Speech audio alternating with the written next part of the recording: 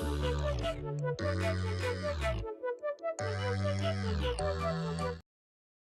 definitely level it up to 5 in terms of fluency. So, how do we do this? Of course, you need to also practice, practice, practice. The next thing that we need to consider in effective communication is this vocabulary. This is the body of words that is known to you. So in PhilHealth, you guys have a specific vocabulary or a choice of words that you use when you deliver something to your clients or to your customers. Let me give you an example. Maybe there is a better way of you saying the word problem to your customer. Maybe you can just say we have a small difficulty or perhaps issue. There are different ways to say it depending on the customer. It depends on your audience. Okay? So another way is if you use too much abbreviations or acronyms. Have you tried that? Like you use a lot of acronyms. Gumamit kayo ng mga acronyms, abbreviations, and your audience did not understand you. A perfect example, because if your customer do not really understand what the abbreviation is, I suggest that you say the meaning first.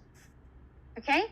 So you say the full word before you give the abbreviation. So introduce it first. Introduce the complete words before you use the acronym or the abbreviation. That way, you can eliminate doubts or you can eliminate confusion for your audience or your customers. Does that make sense? So I also suggest that you do not use jargons.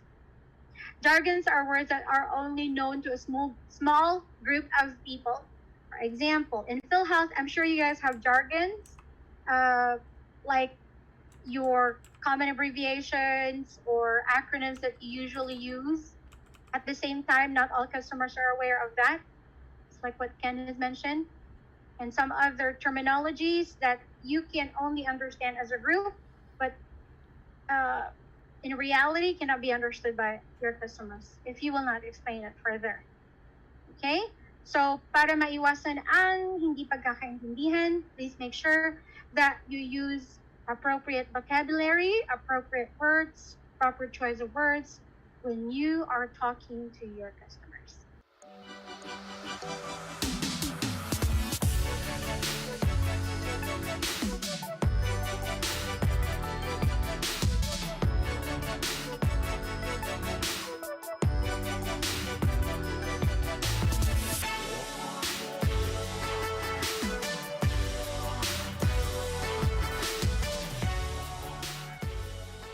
Another thing is this.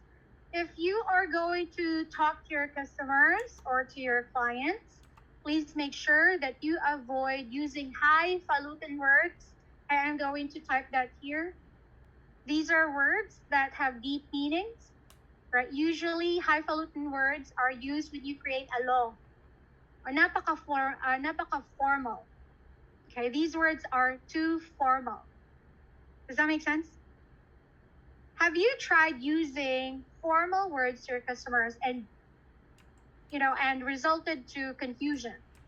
Nakatry na ba kayong gumamit ng deep words or highfalutin words and then hindi kayo naintindihan ng customer? Was there a time? Because as a sign of respect and professionalism, we need to make sure that we use neutral words or words that can be understood by our recipient.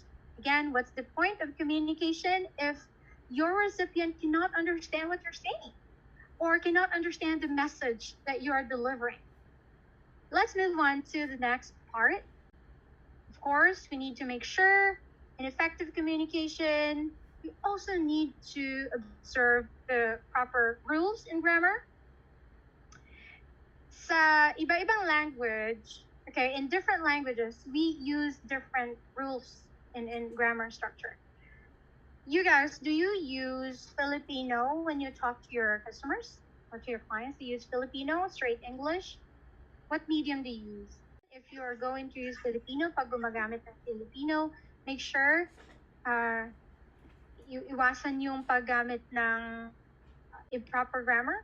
You follow the rules of grammar in using Filipino, right? So Jeneline said they're using Taglish or Tagalog English. What's important is that naintindihan kayo ng customers or ng audience. Okay. Grammar, here we go. Next is, of course, pronunciation. This is the way words are pronounced correctly. You can be misunderstood if you mispronounce a certain word. Okay, have you tried this? Have you had an experience wherein you mispronounced a word and your customer or your recipient did not understand what you were saying? And sometimes pronunciation can be a hindrance. Okay, especially if your client would like you to speak in fluent English. Was there a time that your client asked you to speak in English fluently? Like did not want to speak in Taglish? Was there a time that he asked you to do that? Because the client could not understand Taglish. Not really. Was there a time na ganon? Like they require you to speak in English only. All right, let's talk about the 3 V's of communication. Now, take a look at this pie. It says here verbal is just 7%. Visual is 55%. And vocal is 38%. Okay? In a communication process, words are not the most important aspect only. And words are not just the ones that we need to consider when we are communicating. If you take a look at it, I want you to focus on verbal. Sabi dito, 7%. Ibig sabihin, people or your audience will have to pay attention to your words. You need to make sure that your words are appropriate. But they pay attention to that just in a 7%, right? It only plays 7% in the whole pie of communication.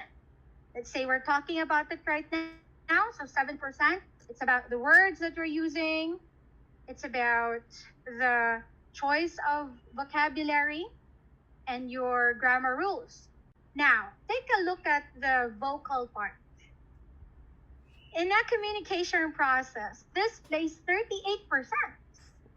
Vocal refers to the sound of your voice. Okay? Maja said some of her clients were already doubting, or some of her clients felt that Maja was condescending. So, sabi daw ng ibang clients, nagtataray na yata si Maja kasi yung tone niya, pa-irate na. Ibig sabihin, parang nagagalit na, nagtataray na. So you see how the vocal part of communication can greatly affect your words. So let me give you an example. If I'm going to say something like this, let's say Maja was promoted, and I'm going to say, congratulations, would you believe me? Compared to, congratulations, Maja. So my tone was happy, all right? And my pitch was a bit high because I was excited for my friend. But if you do this, congratulations.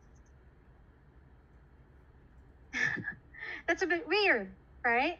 So my words did not match with my vocal communication, all right? The vocal part. So kahit na maganda yung words or mga salita na sinabi ko, pero yung tono at yung pitch hindi siya nag-match. So again, it's going to make the communication fail. It's a failure of communication.